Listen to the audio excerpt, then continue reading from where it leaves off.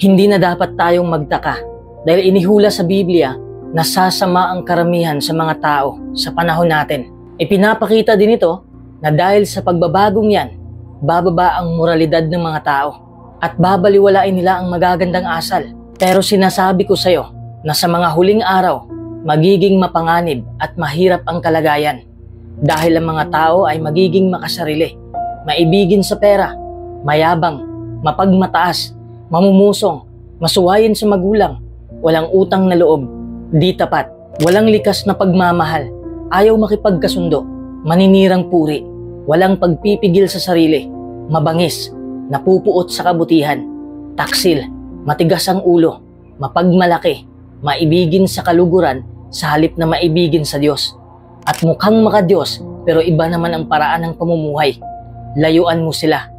Pero inihula din ng Biblia na hindi lahat ng tao ay magpapadala sa ganitong pagbabago. Sa tulong ng Diyos, lalabanan nila ang masasamang impluensya at sisikapin nilang mag-isip at gumawi sa paraang gusto niya. Ano ang inihula ng Biblia na magiging ugali ng mga tao sa ngayon? Sinasabi sa Biblia ang iba't ibang masasamang ugali na magiging karaniwan sa ngayon. At lahat ng ito ay dahil sa pagiging makasarili. Ang mga tao ay magiging maibigin sa sarili, walang pagpipigil sa sarili, at maibigin sa kaluguran sa halip na maibigin sa Diyos. Gaya ng inihula, ang iniisip na lang ng marami sa ngayon ay ang sarili nila. Ibig kong sabihin, iniisip nila kung ano ang pabor sa kanila, kung saan sila makikinabang, at iba pa. Pangkaraniwan na lang ang mga ugaling ito. Kaya may mga grupo ng tao na tinatawag na henerasyong makaako. At ngayon, lalo pa itong lumalala. Maraming tao ang sobrang nakapokus lang sa sarili nila at hindi na mahalaga sa kanila ang mabubuting katangian. Kaya masasabing napupuot sila sa kabutihan dahil wala silang utang na loob. Pakiramdam nila, hindi nila kailangang magpasalamat sa kung anong meron sila o sa mga ginagawa ng iba para sa kanila. Ang pagiging makasarili ang ugat ng iba pang ugali na inihula ng Biblia na magiging karaniwan sa ngayon. Number 1, sakim. Ibig sabihin ng sakim ay labis-labis na pagnanasa, pagiging gahaman, pagnanais na magkaroon ng higit pa. Ang kasakiman ay maaaring mahayag sa pag-ibig sa salapi, sa paghahangad ng kapangyarihan o pakinabang, sa kasibaan sa pagkain at inumin, sa paggagahaman sa sekso o iba pang material na mga bagay. Binababalaan ng kasulatan ang mga Kristiyano laban sa masamang katangiang ito at inuutusan sila nito na iwasan ang pakikipagsamahan sa sinumang nag-aangking isang kapatid na Kristiyano, ngunit isang taong sakim. Ito ang nakasulat sa unang Korinto 5:11. Pero ngayon ay sinusulatan ko kayo na tigilan ang pakikisama sa sinumang tinatawag na kapatid pero immoral, sakim, sumasamba sa idolo, manlalait, lasenggo o mangingikil, at huwag man lang kumain kasama ng gayong tao. Kapag ang hinahangad ng taong sakim ay pag-aari ng iba, yun ay nagiging kaimbutan.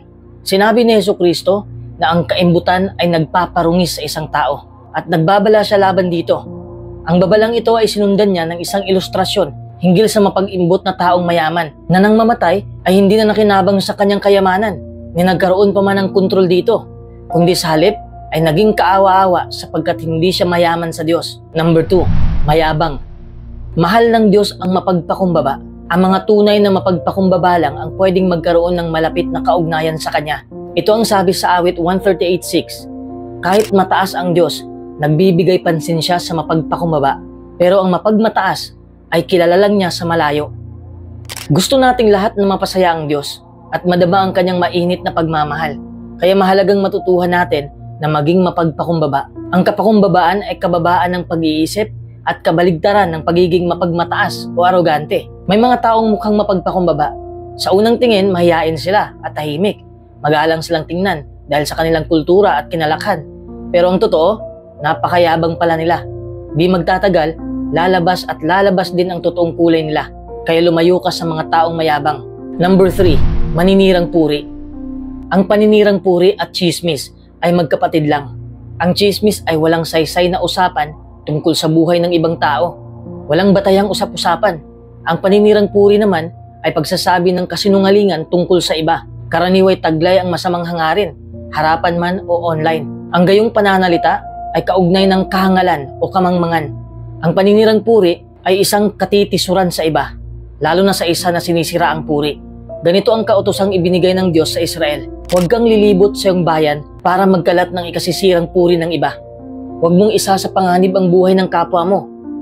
Idiniriin dito ang kalubhaan ng paninirang puri sa pamamagitan ng pagtawag pansin na sa ilang kaso, ang mga bulaang paratang ay maaaring aktwal na humantong sa paglalapat ng kamatayan. Kung minsan, may mga bagay na dapat ilihim, ngunit natutuwa ang maninirang puri na isiwalat ang mga yun sa iba na walang karapatang makaalam ng mga yun.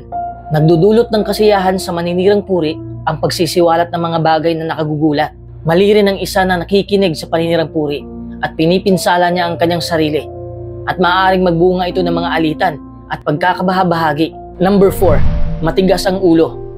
Itinuturing ng Diyos na napakalaking kasalanan ang katigasan ng ulo, na ibinilang niya ito sa mga kasalanan tulad sa katigasan ng ulo ng isang anak sa magulang na dapat parusahan ng mahigpit. Kung tumangging sumunod ang isang anak sa kanyang mga magulang at ayaw pasakop sa pagdidisiplina at namuhay sa kasamaan, ang katigasan ng ulo at paglaban sa Diyos at paglaban sa kanyang mga itinalagang otoridad ay isang malaking kasalanan. Isang kasalanan na maaaring kumalat gaya ng lason sa buong komunidad.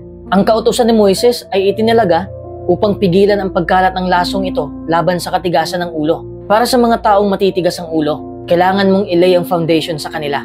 Kailangang alam nila that you want a clean slate before you give any advice para di sayang ang oras ninyong pareho. And know your limit. You can give all the advices you want, but at the end of the day, wala sa mga kamay mo kung ano ang magiging desisyon ng taong manghingi ng payo sa'yo. Also, you have to let them learn from the mistakes. Napaso na yan at for sure ay ayaw na niya umulit pa. And last but definitely not the least, pray for them. They need it more than anything else. Number 5, marahas. Laganap ang karahasan at nakikita ito sa iba't ibang paraan. Bukod sa digmaan, nariyan din ang karahasang nauugnay sa palakasan, sa droga, sa mga gang, sa paaralan, at sa hanap buhay. Gayon din ang karahasan sa libangan. Maging ang karahasan sa loob ng tahanan ay waring karaniwan na sa maraming pamilya. Huwag tayong makisama sa taong mainitin ang ulo o makipagkaibigan sa taong magagalitin para hindi natin matutuhan ang mga landas niya at tayo mismo ang mabitag. Number 6, masama. Si Satanas na Diablo ang nag-uudyok sa lahat na gumawa ng masama. Pero may isa pang dahilan kung bakit hindi laging madali na gumawa ng tama. Alam mo ba ang dahilan?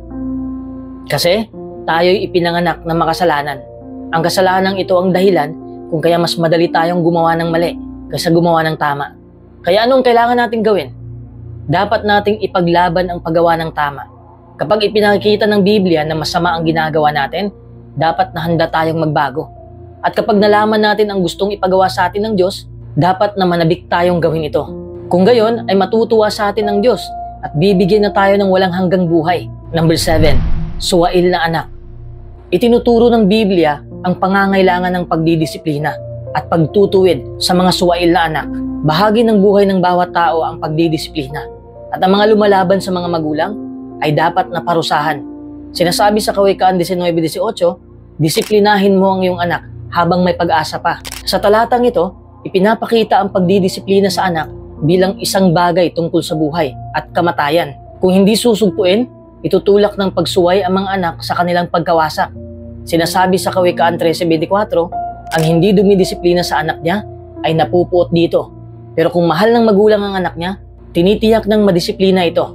Sa talatang ito, ang pag-ibig at maingat na pagdidisiplina ay gumagawang magkasama. Sinasaway nito ang ideya na hindi dinidisiplina ng mapagmahal na magulang ang kanilang mga anak. Ang pagbubulag-bulagan sa pagre-rebelyon ay pagkamuhi sa isang suwail na anak. Number 8, nagkukunwaring makadiyos. Dumarami ang mga taong mukhang makadiyos lang, pero iba naman ang paraan ng pamumuhay. Layuan natin sila. Imbis na sumunod sa Diyos, sinusunod nila ang mga relihiyosong leader na nagsasabi ng mga bagay na gusto lang nilang marinig. Anong epekto ng makasariling mga tao sa iba? Dahil laganap ang pagiging makasarili, nagkaroon ng epidemya ng sakit sa mental at emosyonal. Halimbawa, dinadaya o sinasamantala ng mga maibigin sa pera ang kapwa nila. Ang mga taong walang likas na pagmamahal ay nang-aabuso ng mga kapamilya nila. Kaya marami sa mga ito ang nadidepress o gustong magpakamatay. At dahil sa pagtataksil ng isa, nasasaktan at natutroma ang pinagtaksilan. Bakit pasama ng pasama ang mga tao? Ipinapaliwanag ng Biblia kung bakit nagbabago ang mga tao. Nawawala na ang pag-ibig ng mga tao sa Diyos at sa kapwa nila. Dahil dyan, dumadami ang nagiging makasarili. Pinalaya sa Satanas na Diablo sa langit at inihagis dito sa lupa. Mula noon, mas lalo pa niyang naimpluwensyahan ang mga tao na maging makasarili. Ano ang dapat nating gawin sa pagbabagong ito ng mga tao? Sinasabi ng salita ng Diyos, layuan natin sila. Hindi naman ito nangangahulugang ihihiwalay natin ang sarili natin sa mga tao. Kailangan lang nating iwasang makipagkaibigan sa mga taong makasarili at di makadiyos. Lahat ba ng tao magiging ganito? Hindi. Inihula ng Biblia na may mga taong magbubuntong hininga at daraing dahil sa lahat ng kasuklam-suklam na bagay na ginagawa. Hindi sila magiging makasarili at susundin nila sa buhay nila ang mga pamantahe ng Diyos. Magiging ibang-iba ang paggawin nila kumpara sa karamihan. Halimbawa, sisikapin nilang mapanatili ang mapayapang kaugnayan sa iba at hindi sila susuporta sa mga digmaan at karahasan. Ano ang hinahanap mo sa isang kaibigan? Paano ka magiging isang mabuting kaibigan? Ano ang kailangan mo para tumagal ang pagkakaibigan? Yan ang pag-uusapan natin sa videong ito. Dahil sa modernong teknolohiya, napakadali na ngayong magkaroon ng daan-daan o libo-libo pang ang friends sa social network. Search lang tayo ng iba't ibang pangalan sa social media. I-add lang natin, friends na natin sila. At kung ayaw na nating maging friend ng isang tao, i-delete lang natin ang pangalan niya sa ating contact list. Pero friend mo ba talaga ang taong nasa social media? Sa tunay na buhay, napakahirap pa rin makahanap ng tunay na kaibigan. Kahit mas madalas tayo ngayong nakikisalamuha sa iba, bumababa pa rin ang bilang ng ating tunay na malalapit na kaibigan. Gaya ng marami, marahil ay sang-ayon ka rin na mahalagang magkaroon ng mabubuting kaibigan. Pero alam mo rin na ang pakikipagkaibigan ay hindi lang basta pagkiklik ng mga link sa iyong computer o cellphone. Isaalang-alang natin ang mga mungkahi at tingnan natin kung paano makatutulong sa atin ang payo ng Biblia para magkaroon tayo ng mga katangiang hinahanap ng mga tao sa isang kaibigan. Number 1, nagmamalasakit. Kailangan sa tunay na pagkakaibigan ang commitment. Ibig sabihin, alam ng isang mabuting kaibigan na may responsibilidad siya sa'yo at talagang nagmamalasakit siya sa'yo. Pero hindi ibig sabihin na siya lang ang gagawa ng positibong katangian. Dapat pareho kayong makadama ng gayong responsibilidad at kailangan dito ang pagsisikap at pagsasakripisyo. Uulitin ko, hindi pwedeng sarili lang niya ang ibibigay o kanyang panahon o anumang meron siya para sa'yo. Dapat ikaw din ay handang magbigay ng iyong sarili, panahon at anumang meron sa'yo para sa kaibigan mo. Sa madaling salita, dapat give and take. Hindi pwedeng taker lang siya, dapat giver din. Ganon din sa part mo. Dapat balanse sa pagbibigay at pagtanggap. Doon mo kasi mararamdaman na pareho kayong sumuporta sa isa't isa. Hindi rin pwedeng puro bigay ka lang. Hindi kasi tamang magbigay, lalo na doon sa mga taong may kakayahan suportahan ng kanilang sarili. Pero ayaw namang gumawa ng paraan. May mga tao ring puro kuha na lang. Hindi rin yun pwede. Kung ang kaibigan mo ay palaging kumukuha ng oras at lakas mo para lang matugunan ang sarili nilang mga pangangailangan, lumayo ka na sa taong yan. Hindi yan mabuting kaibigan. Tandaan mo, para magkaroon ng mabuting kaibigan, ikaw mismo ay dapat na maging isang mabuting kaibigan. Ang pakikipagkaibigan ay parang pag-aalaga ng isang magandang garden. Kailangan dito ang maraming panahon at pag-aalaga. Una sa lahat, sabi ko nga, dapat ka munang maging isang mabuting kaibigan.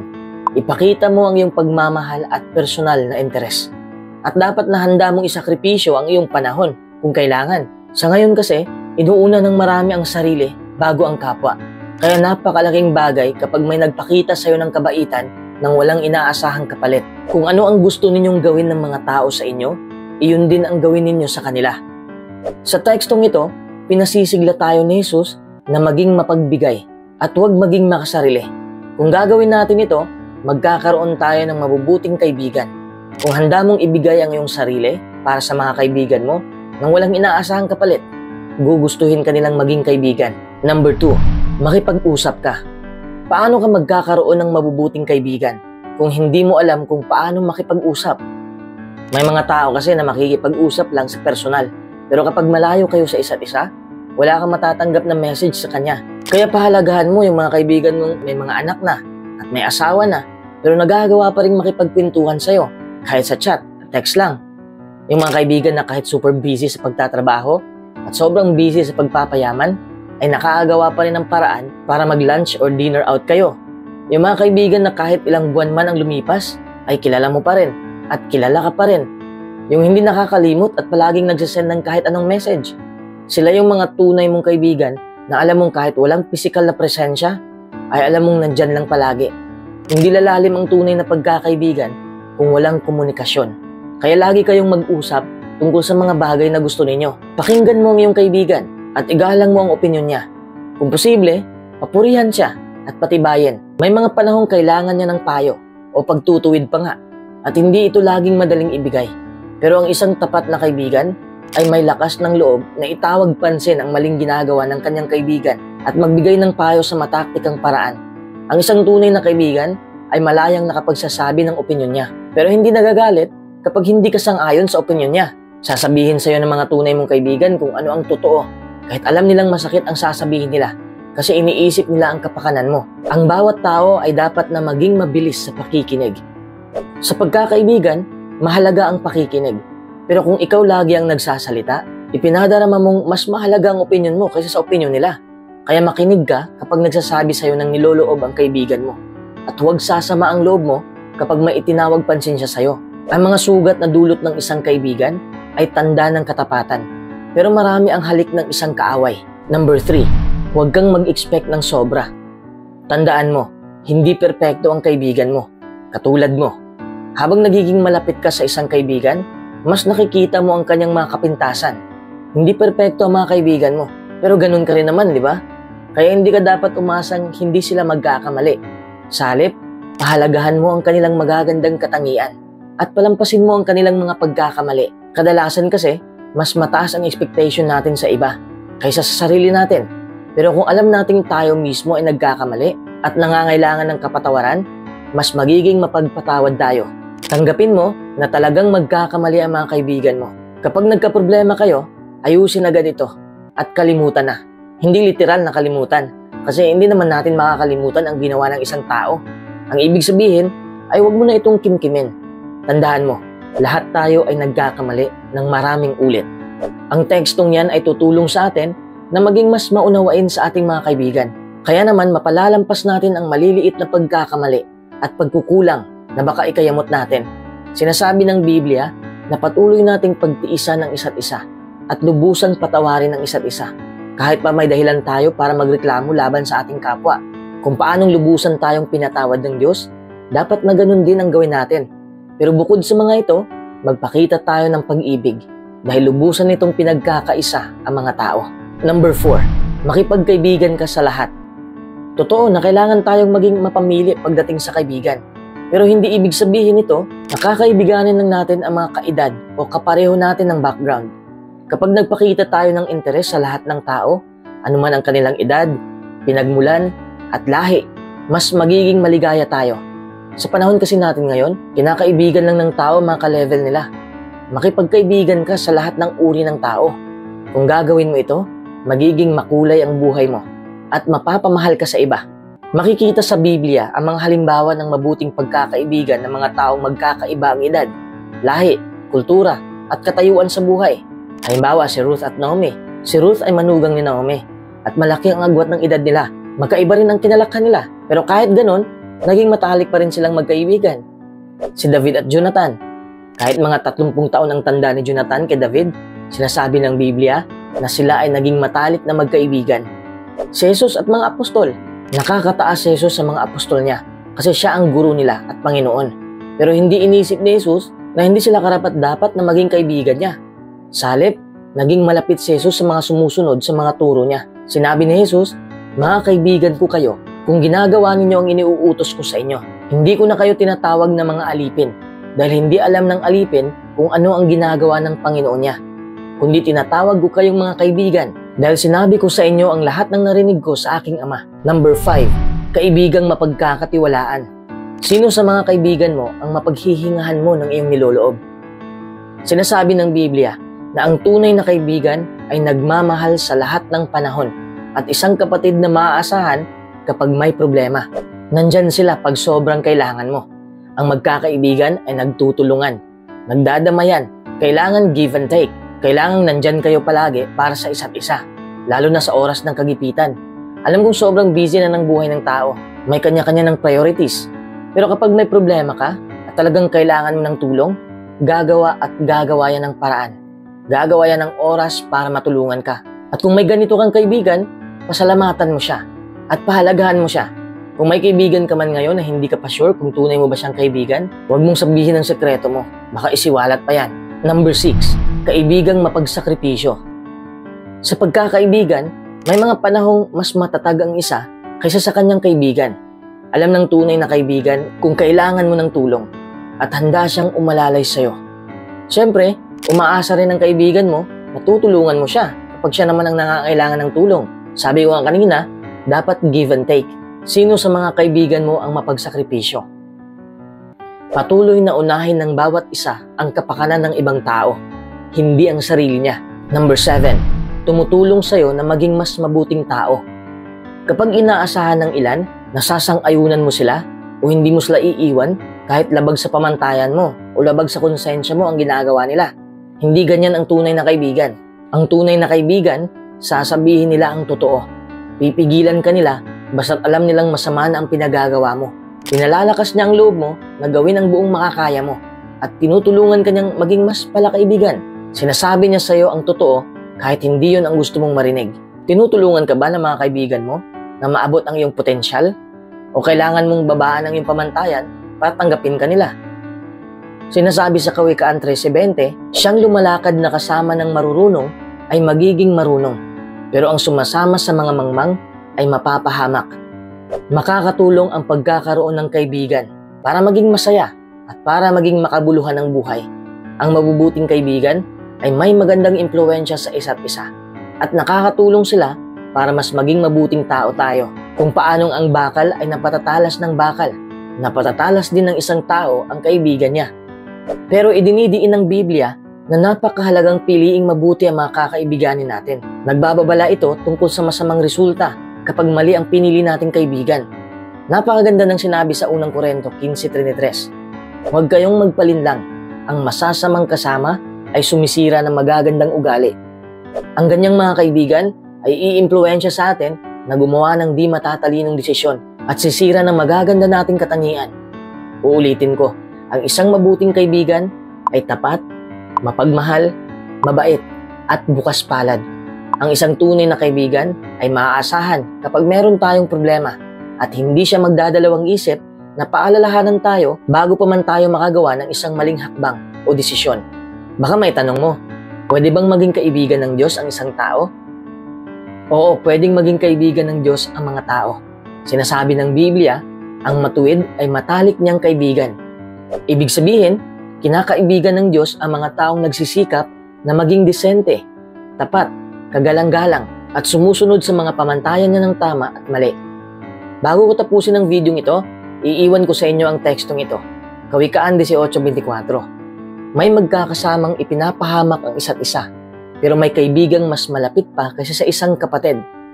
Ibig sabihin, hindi sinasamantala ng isang tunay na kaibigan ang tiwala ng isang tao.